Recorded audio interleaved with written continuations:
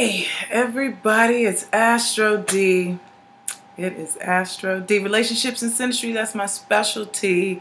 Bringing some simplicity to the thing we call astrology. This thing we call astrology. Yes, it is me. I'm back. It's Sunday. There's always so much to talk about. There's always so much to talk about in astrology. And it is Sunday. There's stuff going on in the sky. We got a full moon and we have a Mercury retrograde going on at the same time that you're getting this video, the day you're getting this video. Matter of fact, I'm going to tell you how this video even almost didn't come about because of this Mercury retrograde, okay? You know, I started to do a video on the full moon, right? And this was like 3 days ago. I'm like, let me get ahead of the game, okay? Let me do, excuse me. Yeah, I had to fix that. So I said, let me do a full moon video, okay? Get it done early, and I'm going to call it Full Moon Retro, all right? And I'm going to talk about the full moon and the retrograde together. You know, I promised my peoples I was going to do this, my Astro peeps, and I'm going to deliver. So I started my video in like 15 minutes. I mean, I'm deep. I'm talking about signs. I like just started Aries, okay? 15 minutes into the damn video, you know, there's a knock on my door, right? And I'm like, what the hell? You know what I mean? And you know, if you don't call me, I don't even acknowledge the doors being knocked on. I really don't. Maybe I should get out of the habit. Sometimes emergencies do happen, but most of the time it's about some BS and some type of soliciting stuff. So I'm like, through like, just ignore it. You know what I'm saying? Keep it rolling. Then the dog starts barking. So now I gotta get up. I get up and just to tell the man, stop knocking on my door. All right. I come back. I do this whole entire video, right? This full out video, all this stuff. Thinking I'm done. I come today, and I'm just like so excited because I'm like, yeah, man, I'm chilling in my PJs. All I got to do is press public here, upload this video, press public, and it's on and popping, right? Tell me why the video didn't get recorded at all. So the video's not recorded now. Now I'm like, oh my God, I got to make a video today. I got to make the same video. I'm going to repeat these things for the third time again. And then I look up and I see, you know what? Everybody's doing a video on full moon. I got to do something else. AstroDe has got to do something else. So I wanted to do a video today. I wanted to go back because it's Mercury retrograde, and I want to go back to a series I had started, the ABCs of Astrology. And on my first ABCs of Astrology video, I spoke about just basically putting together a chart, what my philosophy of astrology was, and you know, where I was coming from with it, how I do charts, and so on and so forth. And I kept it real simple, basic ABCs. Okay, so that's what I wanted to do today, but this time I wanted to talk about synastry and relationships. Because people will see me talk about synastry this, synastry that. Well, what is synastry? Where are you coming from, AstroDe? Why do you want to talk about all this stuff? Okay, so, and why is that your specialty? What's the deal? So first I want to start off, you know, with this painting here. I want to talk about how I did this painting. I did it probably my first year of college. I went to SVA, School of Visual Arts, and I didn't finish, all right, but I went there. And I did this piece. It's called Can I Have Some Juice? That's actually me when I was a kid, and I love food, okay? There's some Taurus somewhere in there, and I love some food, and I didn't mind asking, hey, can I have some juice? So that's what I named this piece. If you like my artwork, www.DeArieshaart.com. So that's just talking about this piece. And when I go back to the ABCs of Astrology, I love to go back to my paintings of children. I love to paint babies. It just gets me excited. The children I will never have, I'll paint them. How about that? I don't have to pay for them. They can even make me money. So I'm going to paint these little kids. So anyway, I want to talk about synastry and relationships. Now, the thing, why I talk about this so much, what is it that I like so much about this? Because people are like, you know, I'm here and I'm alone in my life, and, you know, oh, also, real quick, change of view also because of this Mercury retrograde. Neighbors, Sunday, I guess, is a Friday night for them.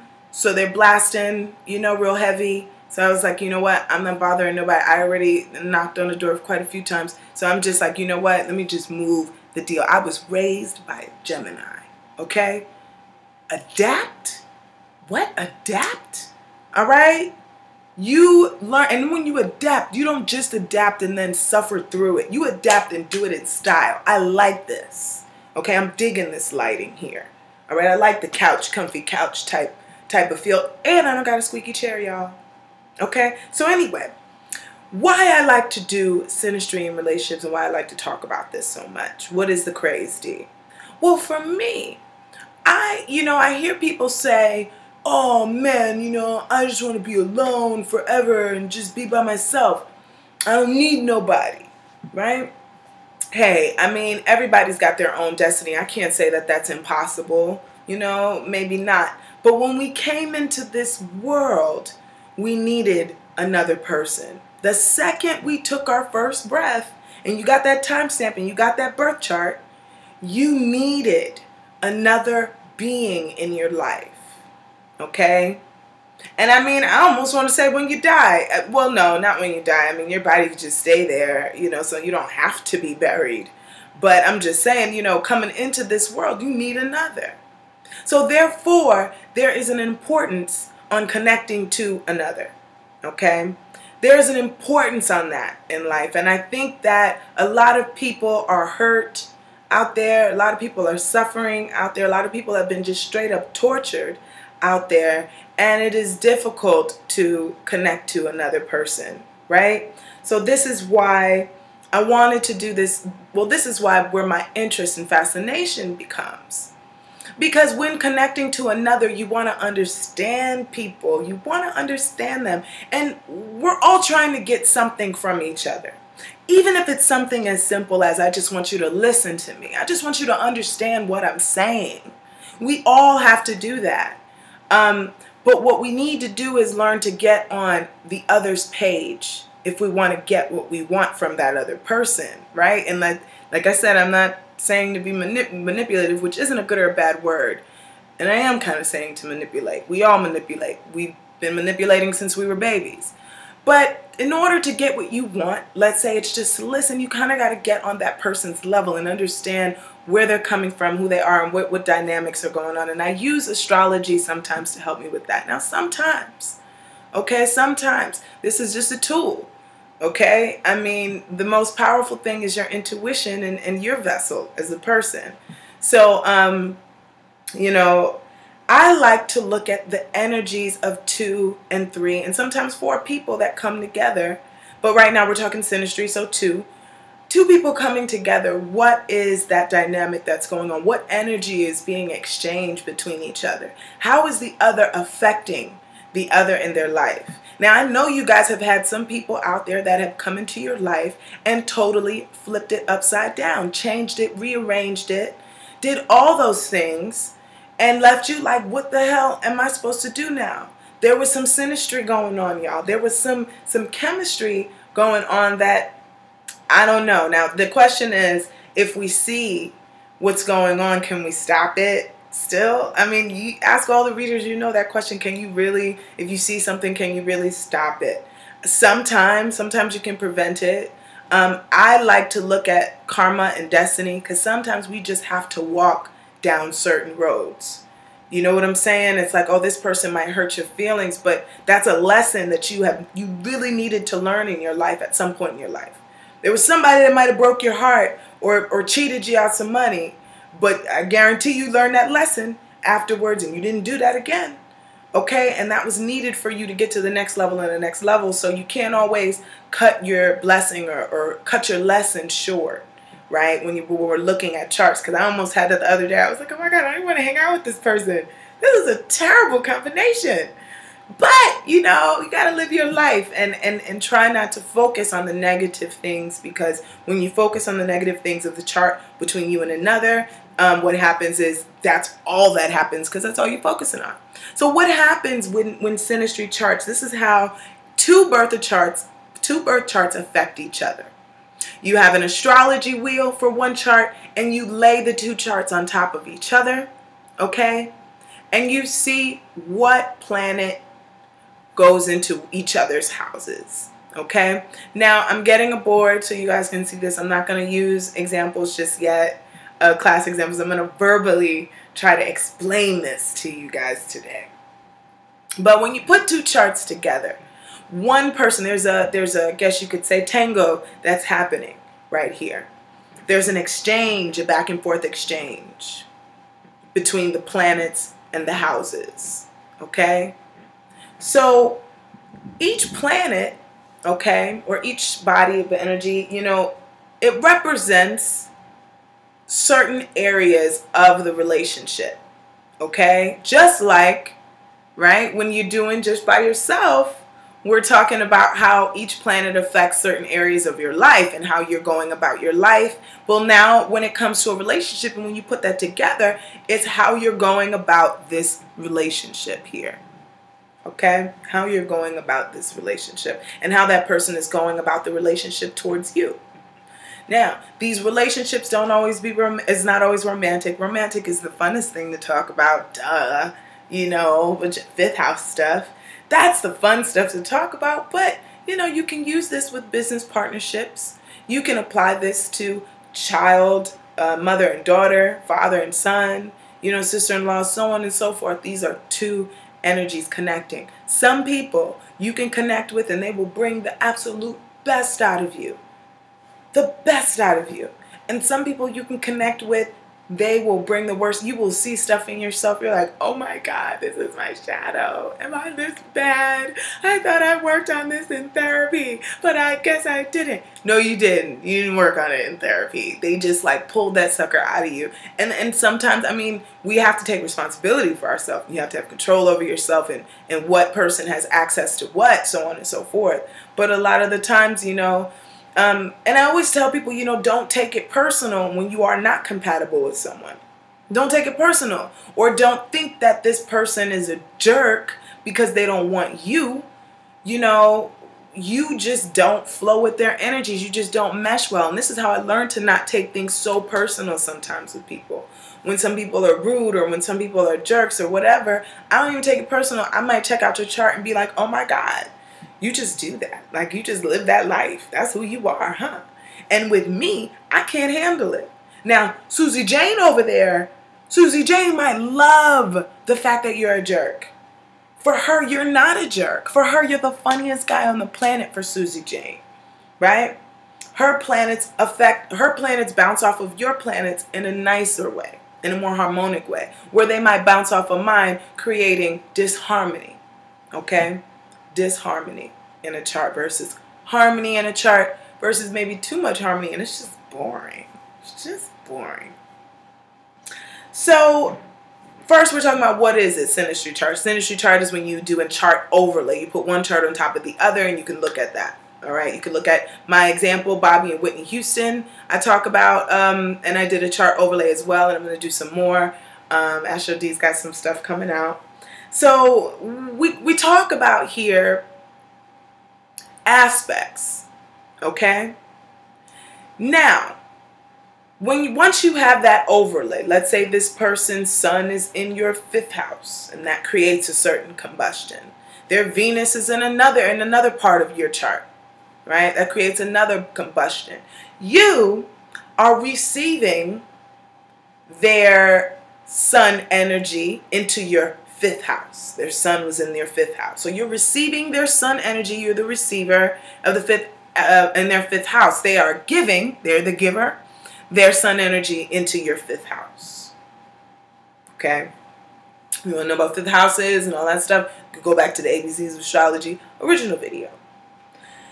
So once this person is affecting each of these areas of your life or vice versa, those areas, then you go into how do those areas interact with each other?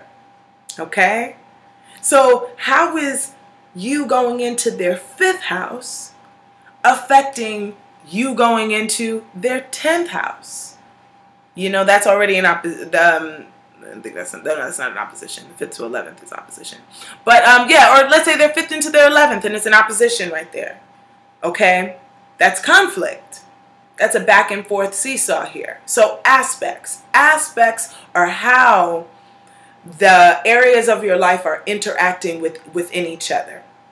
So how the areas of life are interacting within the relationship, within the dynamic that you and this person is having. How is that interaction happening? I hope you guys are staying with me. I'm not going too deep, too fast, too soon. Okay? So let's start off. Let me get back to being simple. Right? So let me go back to the planets. What do the planets represent? Right? Sun and the moon, it's not a planet. But what do these bodies represent in dealing with synastry? So if I'm looking at two people's charts, what's the sun? And let's say you are the planetary person, or I am, or you are the planetary person. So your sun is how you affect, how your ego energy, right? How one's ego energy can affect another. How you express yourself in your pride. Okay? When that goes into another person's place, in another person's house, you bring pride to that house, right? You bring confidence to that house, depending on the state of your sun. Now, I don't know what's going on in your chart and your sun. Let's say your sun is in great aspect.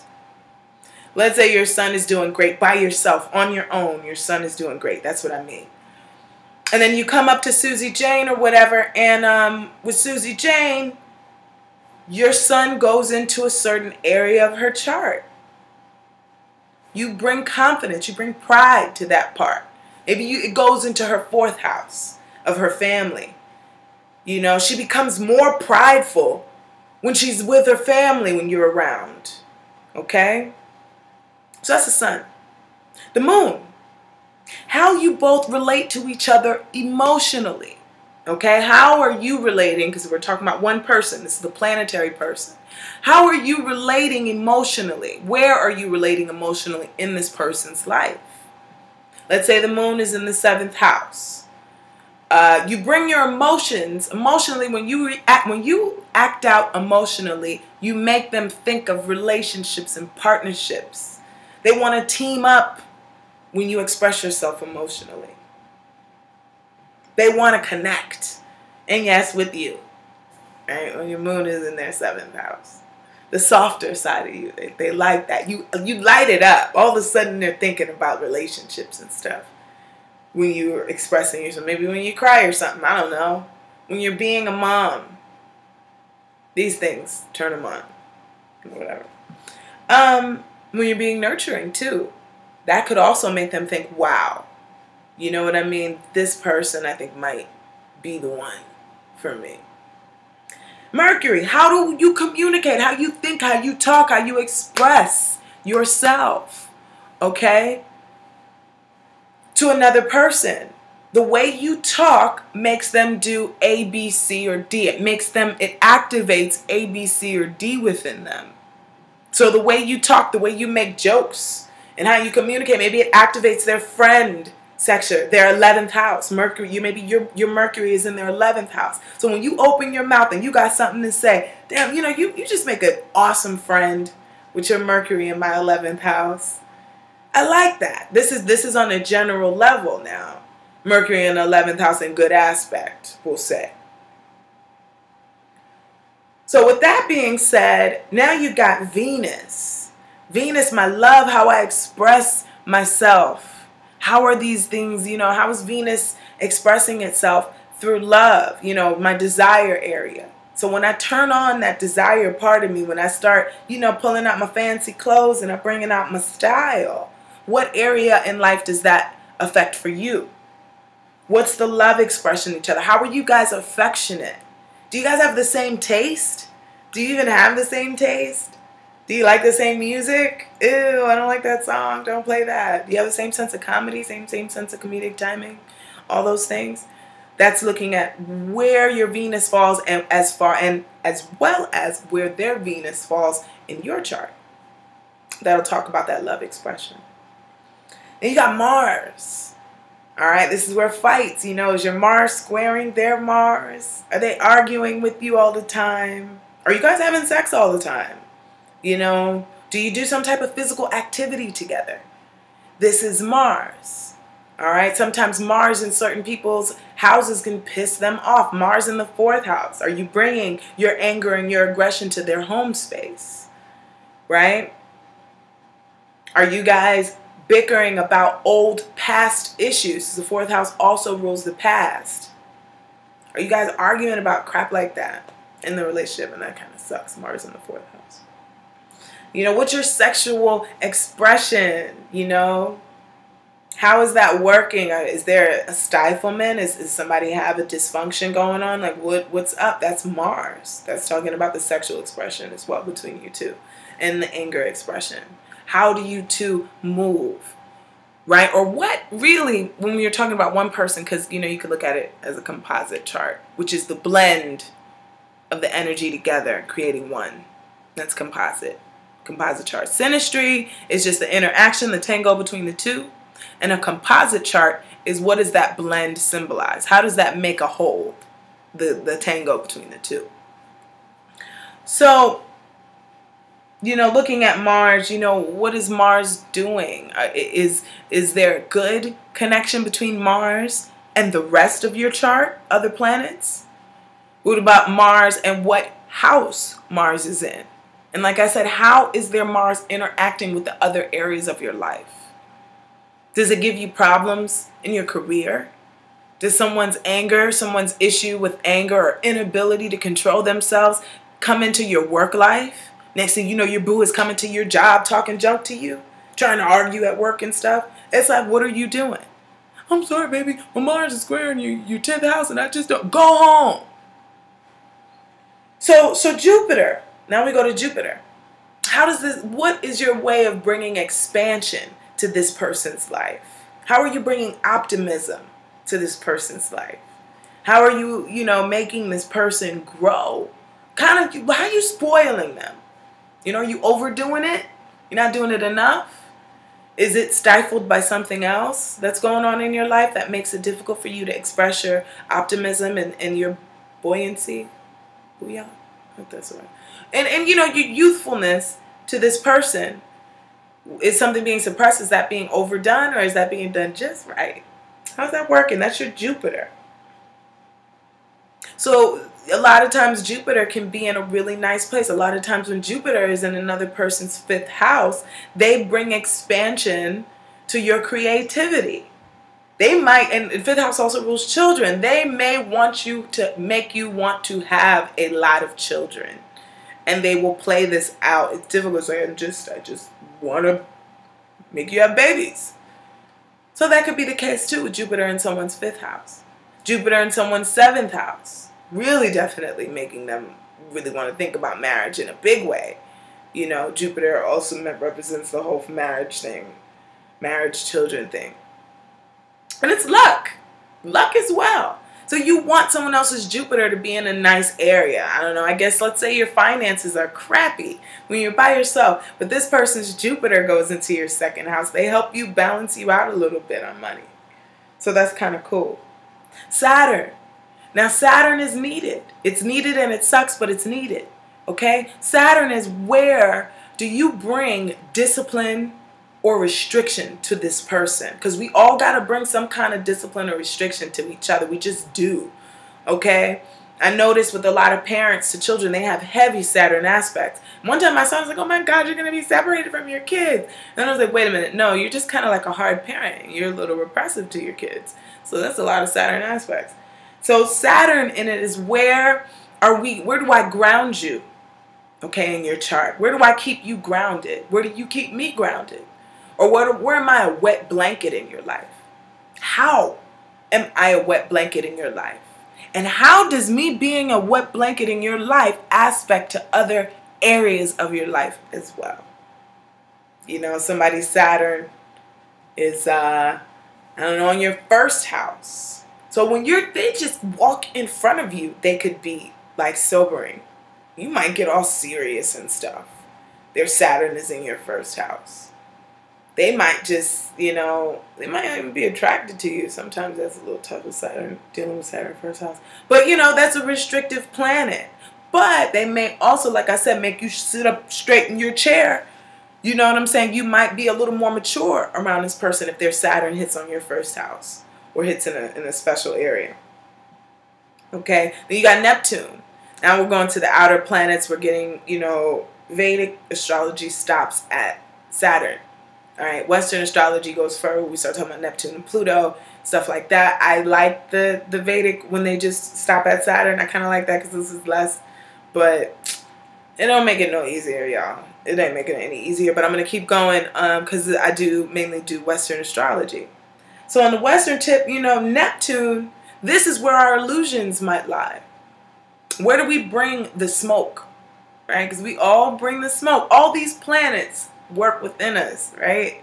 So it's like, where do we bring the smoke? Where do we bring our fog? Where do we put on the fantasy and delusion? In what area of your life?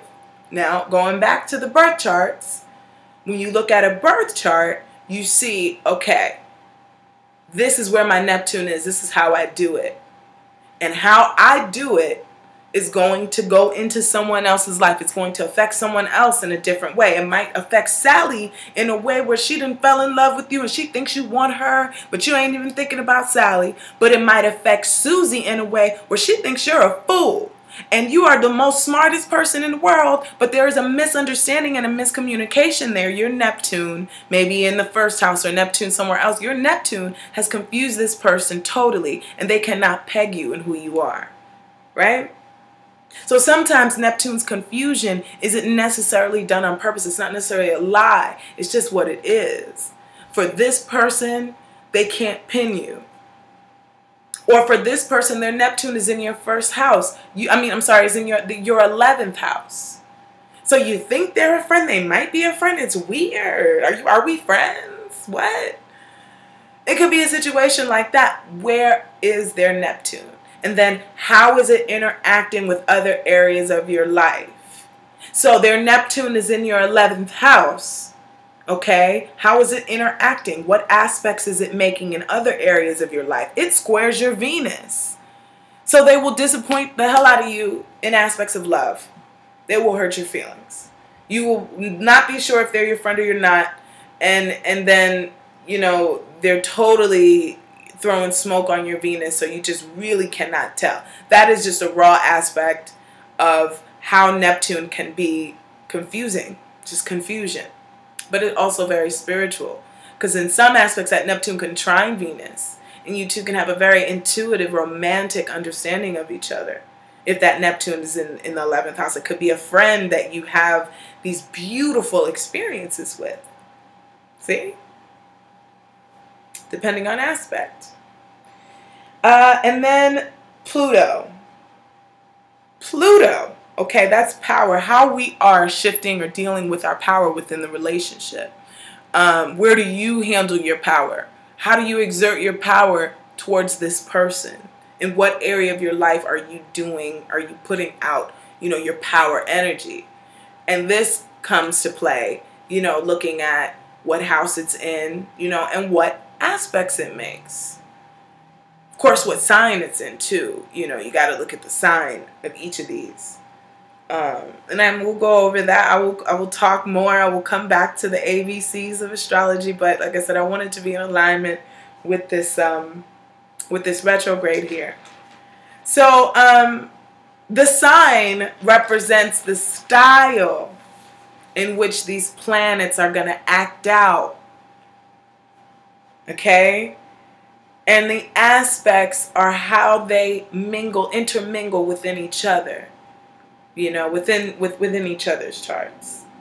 So what do I look at when I'm looking at, you know, these charts? What can someone find out looking at a synastry chart?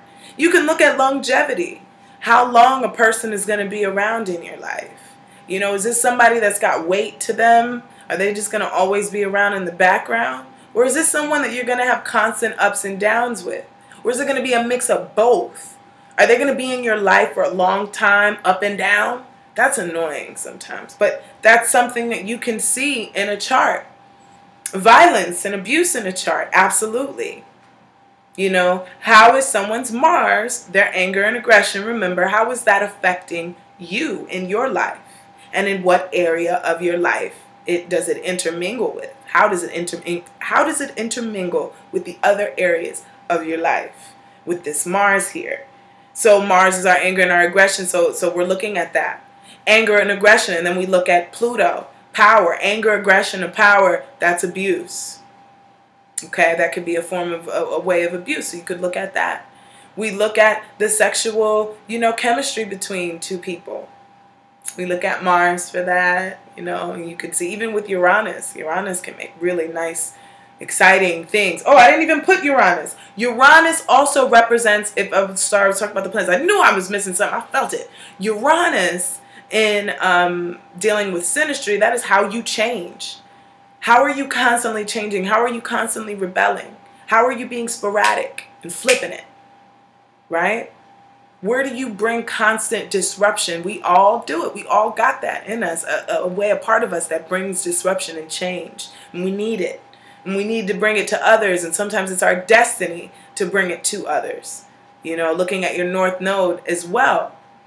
That'll also tell you, me being in this part of this person's life is a part of my destiny. Me being married to this man or woman, that is a part of my destiny. I'm fulfilling that. Where's the North Node in the chart as well? So, do you guys both mutually value each other? These are another thing I could look at when looking at synastry charts. Or do you guys value each other? Looking at the sun and Mercury, or looking at the moon and Mercury as well. Do you value what each other say? What each other says? Is one more into the other than the other isn't? Now, this is kind of a phenomena that I think is so interesting, because a lot of times the synastry debate is, okay, if my planets are going into your house, okay, one of your houses, who feels the effect more? So if I have a planet that goes into your 7th house, who feels that 7th house energy more? Who feels the connection of partnership more? You or me having the planets, or you having the house? I see the house as the receiver, okay? And the planet is the giver. The house receives this energy into that area of their life. They feel it, they're activated by it the most. So, both people feel it. But I believe the most that the receiver is most affected by what is given in this energy. So when we talk about who's into who's more, it's usually the receiver of the energy that feels it more so than the giver. Okay, we can correlate this to a lot of parts of life if you really want to think deeper about it. But that's how the interaction goes. So you can see, okay, well, this is going to be a lopsided relationship. This person is going to be into the other way more than the other is. It's not balanced. I don't know if this will work, boo. I don't know if it'll work. Is one more wild? Does one person want to have a polyamorous, polygamous, whatever relationship, and you're trying to be settled down and settled in, and now there's a push and pull, and there's a power dynamic going on here? These are things that you can look at and find looking at synastry relationships. So you have your regular synastry style relationship, then you have your composite chart. Guys, there are so many ways to do compatibility in synastry in astrology. There truly, truly are. I use my case studies and just the things that I've discovered going forward, but what I love about this is there's so many, you have, looking at your D7 in your Vedic chart. So look at that's your marriage chart. You have so many different ways that you can do how you and another work. This is just my way. This is just the way that I do it. That works for me. Now, so that's pretty much what I wanted to break down. I didn't want to keep you guys too long talking about synastry and relationships, but I just wanted to make sure you guys got an idea. I think this stuff is fascinating. If you can even say, it just brings an understanding to how we are interacting with each other. Sometimes when things don't work out, sometimes when you break up with somebody, you can't figure out, what was it? Why did we break up? What was it? And this helps. It really does help. It helps accept why a relationship didn't work.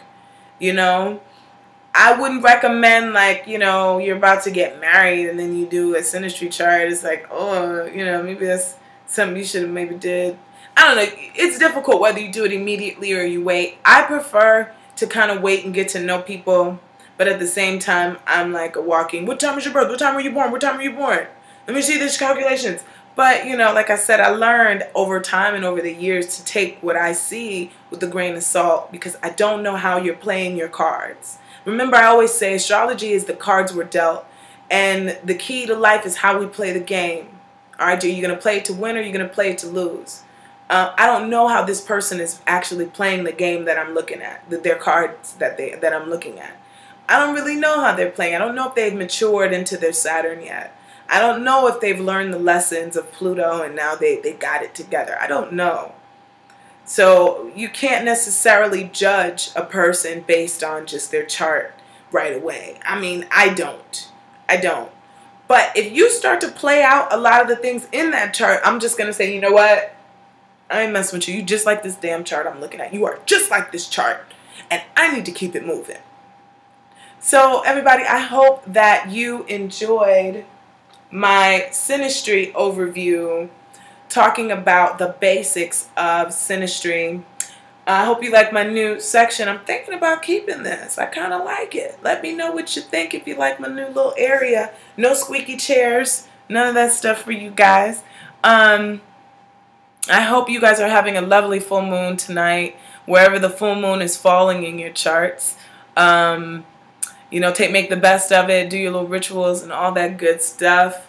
If you would like to get a synastry reading with me, follow the link in the description. But definitely it's my favorite thing. I like to know, you know, and I also look at your current situation in love, like what's going on with that. You know, are you ready for love? Is this a time? It's not always times. I look at astrology as windows of opportunity, right? Are we going to take them or not? That's on you. That's the free will part, I believe. Whether you decide to take this opportunity and use it to the best of your abilities or not take it at all, you know, or just half ASS your way through it. Okay. So, yeah, I think I'm going to wrap it up there. I hope you enjoyed this video. I hope you enjoyed my painting. Can I have some juice? And I hope you guys have a wonderful, wonderful week. And take care.